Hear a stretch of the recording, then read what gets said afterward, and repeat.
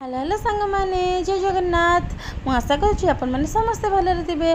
तो सांग मैंने कौन टे खाइबा को इच्छा होता बोले कौन खाइबी तो फ्रिज खोली देखला बेलू फ्रुट्स थी। फ्रुट्स तो सांग मैंने मत खाइबा को एमती भल लगे तो से इच्छा करी बट टे मुंडे बुद्धि पशिगला कौन ना जाइए जूस करके पीदेवी। सांग मैंने आपण मानक भी जदि एमती फ्रुट्स खाइबा को न भल लगे देन आपण मैंने भी मिक्स जूस करके पीदेवी। बहुत सारा विटामिन एंड एनर्जी भी आपण मानक मिल जाए। तापर फटाफट जूस रेडी कर देइथिली। जूस रेडी करबा भितर हजबैंड आसी पहुँच जाइथिले तो तांको भी गोटे ग्लास दे देइथिली।